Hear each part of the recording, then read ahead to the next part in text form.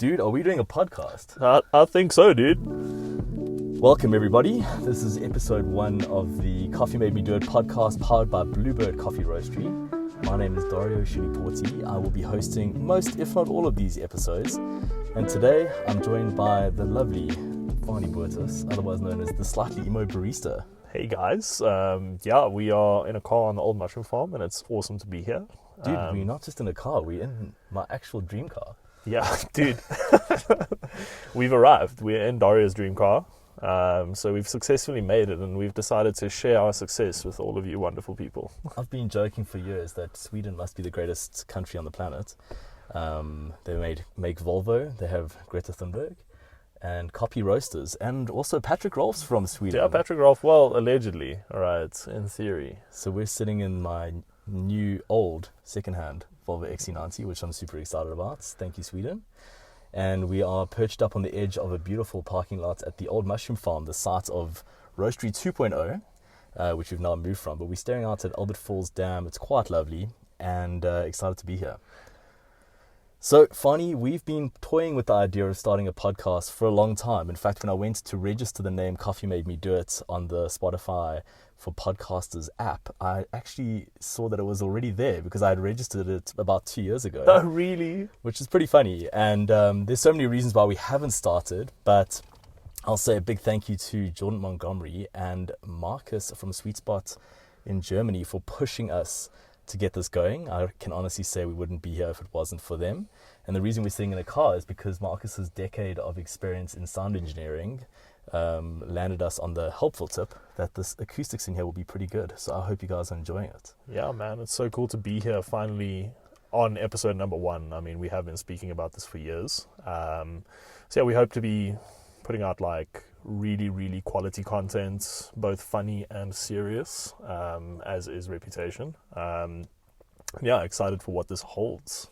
Absolutely, man. So I think if you're new to Bluebird Coffee Roastery, and certainly you would be new to this podcast, we are too, what can you come to expect from us? As a business, we're quality focused. We are quality obsessed, actually. We're also entering into a competition season for the Barista Champs. We're in the process of choosing coffees.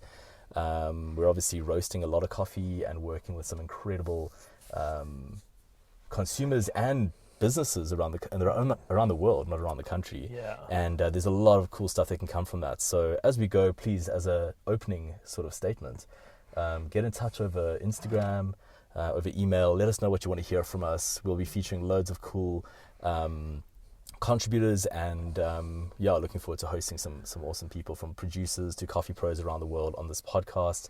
Hopefully we can get Alejo from Volcan Azul on soon, and Pepe from Finca Soledad, Marcus from Sweet Spot, and a host of other amazing professionals. So let us know who you want to hear from and what you would like to hear. Fons, why has it taken us so long to start, bro? Dude, I think that we've had our hands full over the last calendar year or so. I think there's been a lot of growing in the business.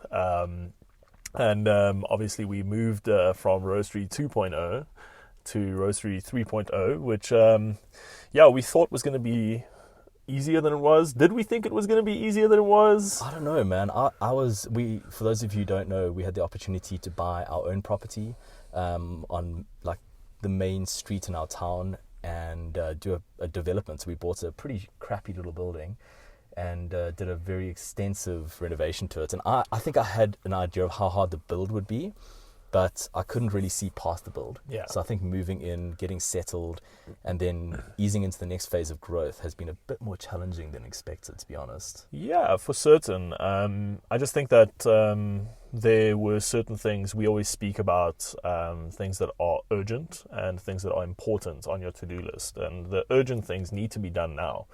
And the important things are very important, but there's not necessarily a time constraint attached to them. And I think that this is one of those important things that we've been putting off, because I think that we have a very cool opportunity to engage with a lot of cool people, and we get to learn and experience some very cool things and interesting stories that we don't always get to share on the short form platforms like Instagram. And I think we have arrived at the time for this rather important matter to get kicked off. Absolutely. I couldn't agree more. And I think, you know, I love Seth Godin, and I am a, you know, regular follower of his books and his newsletter and so on. And I just love what he said about shipping, what he says about shipping. You know, it's all good and well working on a project for an extended period of time, but it doesn't really matter until you put it into the market. And this is one of those times. You know, there's been a lot of anxiety for me personally around starting this podcast, not necessarily around the content, but around committing to being consistent. And also I'm a little bit of a tech head, so I've been like researching mics and, you know, recording studio hardware and so on. And today we're recording directly into my laptop on plug-in lapel mics. And it's good enough for right now. You know, you don't have to be perfect before you start. You just have to start. Yeah, for certain. I think like starting is one of the hardest things. It's the biggest single hurdle to overcome with any task or challenge that you're taking on. And I think that's true for a lot of things. So yeah, man. A good example would be the gym that's right behind us. Oh man, Activate Performance, an unsponsored shout out. But yeah, one of the places that I think is near and dear to both of our hearts. I think it is quite significant that we're sitting where we are for episode 1. Absolutely. And we're kind of reminiscing a little bit on what has transpired over the past 6 months to a year. Because I think that for us, both as individuals and for the business as professionals, over the last calendar year to a year and a half, I say 18 months, we went from, I think, although still having something to say, I think over the last couple of months, we have gained a lot of perspective. And I think we've got some worthwhile tales to share. Yeah, absolutely. I think to give the listeners some context, I have the privilege of being at the helm of this very exciting business. And I started Bluebird literally out of my office at home 5 years ago. And it's blossomed into a bit of a beast at the moment, to be honest with you. There's a lot going on, and I'm very fortunate to have a talented team.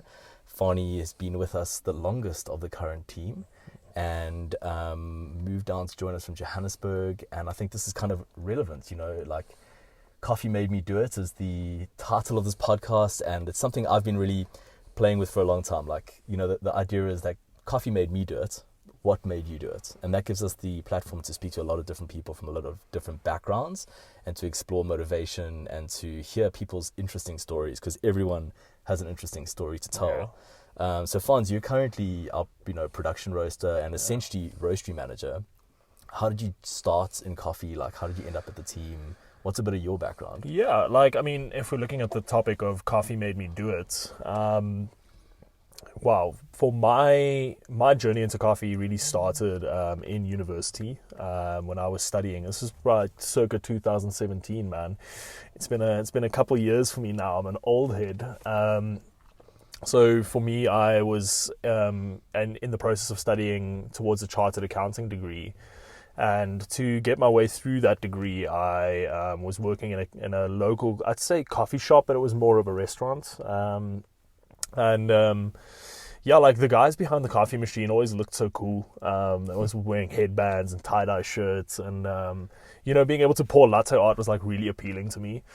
So I started like, you know, sneaking my way behind the coffee machine, trying to learn a little bit. And at that stage, I really thought that the person I was working for was incredibly knowledgeable and was a true coffee expert, as we call him, right? You know, I then spent a couple of years at that cafe working as a barista, working as a restaurant manager, just starting to learn about coffee as a piece of produce, not just as a beverage. And I realized that there's a lot more to coffee. And I think at that time of my life, I was like quite desperate to find something to work in and work towards and learn about and become an expert in. And I use the term expert very, very loosely. I was just thirsty for knowledge, and I think I really idolized people who knew a lot about something and were respected for their knowledge about something. And I think that when I found coffee and I learned about different brewing techniques and different coffees from all over the world, I thought, wow, this is something that's really, really cool. I really enjoyed drinking coffee, and I enjoyed the fact that a lot of people enjoyed drinking coffee. And I think that there's a certain element of reverence from the public for people who have made this their profession. My young self was very keen to be one of those people. So I think that was really my initial motivation for journeying into coffee and giving it a shot. That's awesome. I mean, you mentioned that you were studying towards your accounting degree. That's a huge shift from accountancy into, I mean, still bean counting. Yeah. But just a completely different kind. What was the driving force to, I mean, we've spoken about this before, but like avoiding corporates and that type of thing? You know what? In the structured environment that was the university, I realized that I was just not fitting. I was not performing at my peak. It felt like a chore to get anything done, from accounting assignments to studying for tests and completing tasks. And the people that were around me were not the kind of people that I wanted to be surrounded with in my day-to-day life. So very early on through the degree, I realized, oh man, this is going to be a struggle if this is going to be my everyday life for the next, 40 to 50 plus years. And I was very lucky to have very understanding parents that I'd say allowed, but supported my transition from a very secure, very safe career into something that's very uncertain. And yo, dude, I'm your employer. That's not a good start. Yeah, I mean, and I think something that has an objectively lower ceiling in theory than like a chartered accountant, which is one of the most secure jobs in like the current climate of the South African economy, and around the world. But I think that they saw my desire to learn and to grow and to kind of forge my own path. That's super cool. And yeah, there was a long period of time where, I was kind of working in coffee but not going anywhere. I'd say that my career has only really gained traction over the last 2-3 years, since I've been with Bluebird, and maybe a little bit before that. And I'm ever thankful for them for allowing me the time to kind of figure that out and to journey into coffee. And so I think, like I said initially, it was kind of like just this reverence for people that are experts and the want to be somebody that knows something about something. And I think now knowing something about something, I like to think that I know a little bit about coffee and about my profession. It is less about the reverence gained from that knowledge, and for me, it's more about like the kind of like the simpler things in coffee that make me super, super happy. Like I absolutely adore tasting. I love tasting really, really good things. Well, maybe just now we'll come back to what we were tasting this morning and have a chat about that. Oh yeah, for certain. I think that's very, very cool, and I think I know that I really enjoy making people happy and creating, from a coffee service perspective, creating a safe environment for people to just enjoy coffee and to expose them in a very, I guess, professional way to something that is seen as super mysterious. And I like eliminating that mysticism around what is a good cup of coffee. Like, you don't have to be some magician to brew good coffee. Exactly. It's all about following a recipe, and I just really enjoy engaging with people on that front. And I think, like I said initially, is that coffee allows you to connect with very, very interesting people. That's amazing, man. I think, every coffee pro you speak to has such an interesting journey of how they ended up in coffee, because certainly when I was in school, like, becoming a coffee professional wasn't exactly one of the career choices, presented to me. And I have a similar sort of background. Also studied a BCom just purely to get that done, but I was just so interested in business and not particularly interested in coffee. I only started drinking coffee when I was 24, and I think the driving force behind moving into coffee was literally to test whether or not I could build a brand. I think that was something that's always interested me. We'll certainly unpack that more in future episodes, but coffee definitely made me do it, man. I think there was a time where a friend of mine and myself were going to start a surfboard brand called Happy Surf Co.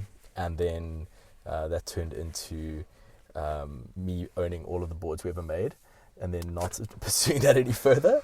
Hey man, you got a 100% sales record, right? I mean, every product that you produce is now owned by someone. It's owned by someone, man. It's owned by someone. That someone happens to be me.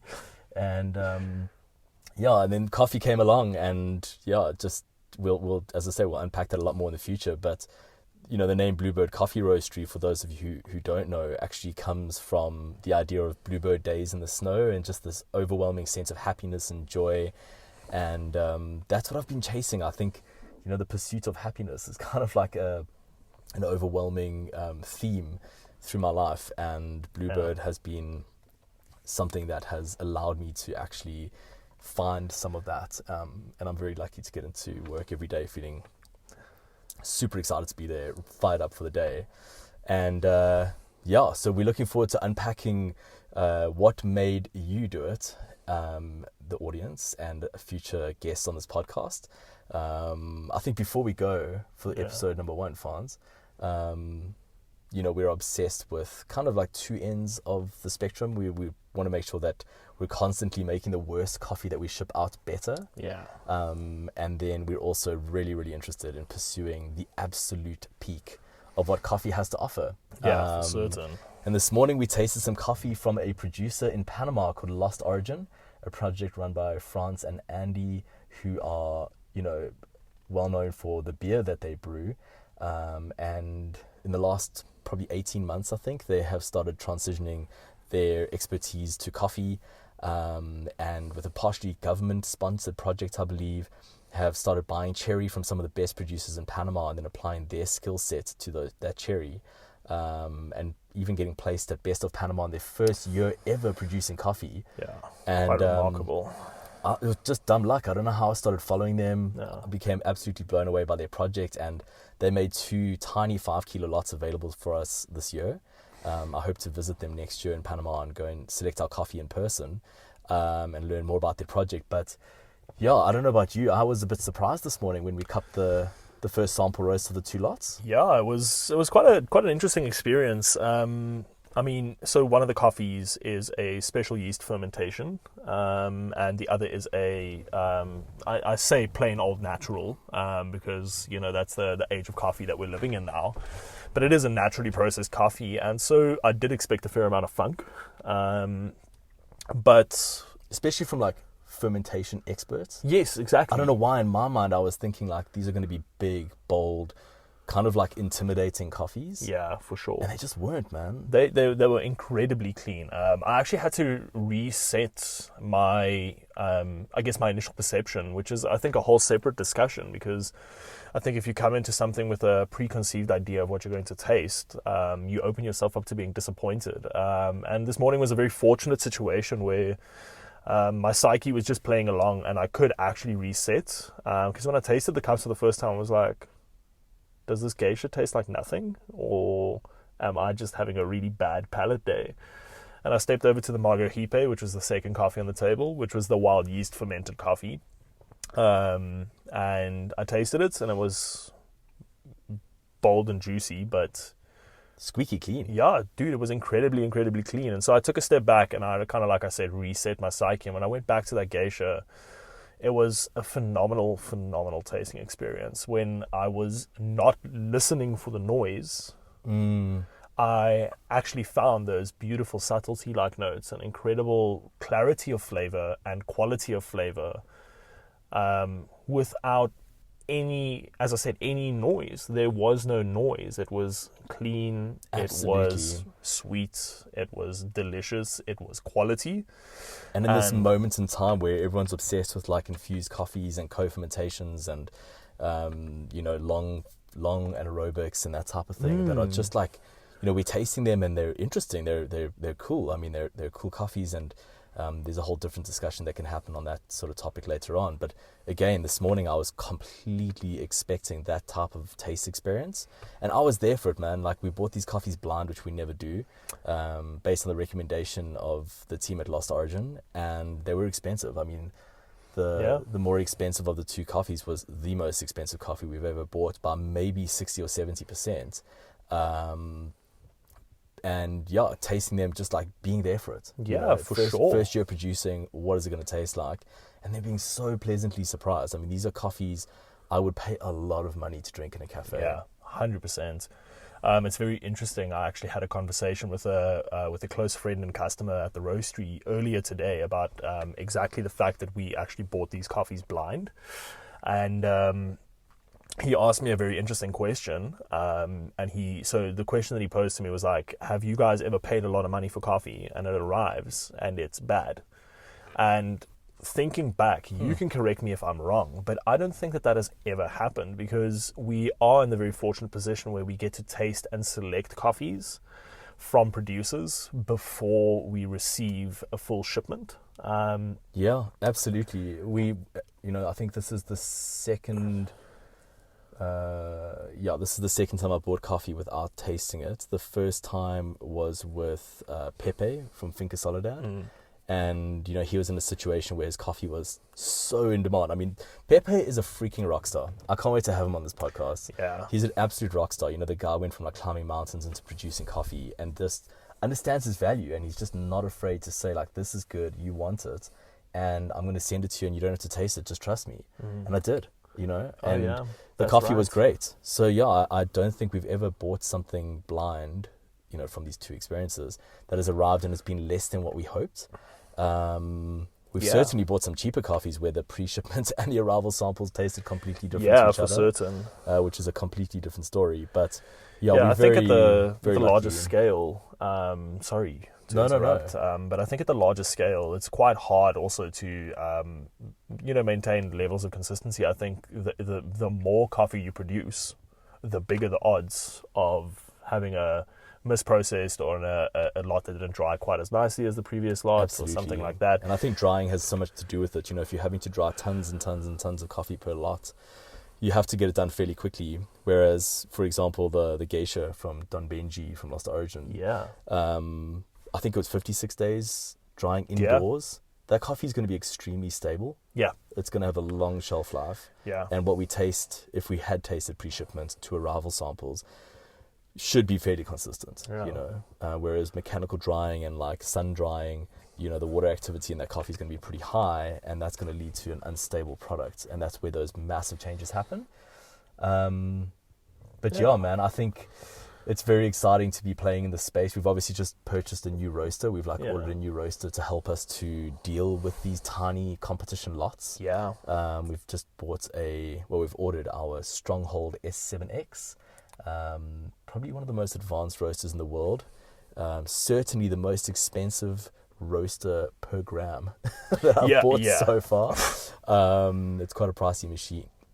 And we'll be roasting probably like between 500 and 700 gram batches. Yeah. But it's going to allow us to have like 7 geishas on the menu at any one time and roast fresh for everybody. Yeah. And I think that's going to be mental. Yeah, that's going to be absolutely incredible. And I think that so I have a question for you. Yeah.